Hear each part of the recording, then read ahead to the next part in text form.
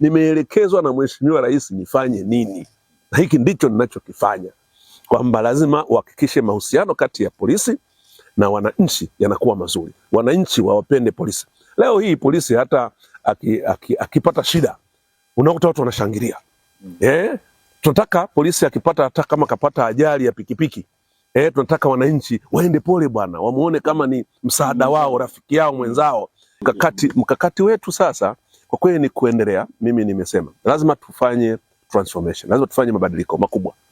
Kwanza mabadiliko ya kimfumo, lakini pili mabadiliko ya kiutashi. Kwa mfano training zetu za jeshi la polisi lazima tuziangalie, kwamba hivi tuna train watu wanapokwenda kule kwa wananchi, tunawatrain waende wakapambane na wananchi au tunawatrain waende wakawalinde wananchi.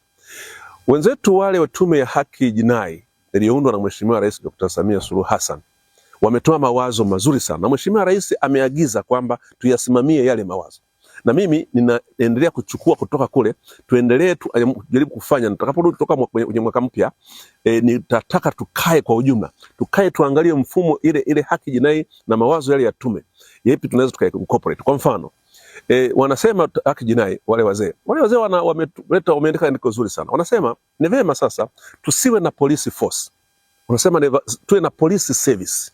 Unajua ikiwa force, ujeshi unakuwa mwingi, nguvu inatumika. Tunataka police service ili iwe ni huduma ya kipolisi ya kulinda raia na mali zao, lakini ni huduma, ni huduma, wanatoa huduma.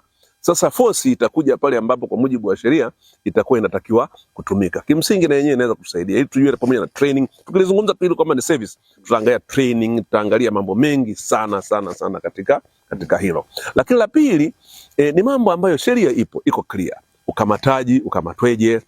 Unakwenda kumkamata mtu ana kesi misdemeanor. Maana katika sheria tuna kesi za tofauti. Kuna kesi felon, ni kesi kubwa, na misdemeanor ni kesi ndogo ndogo tu.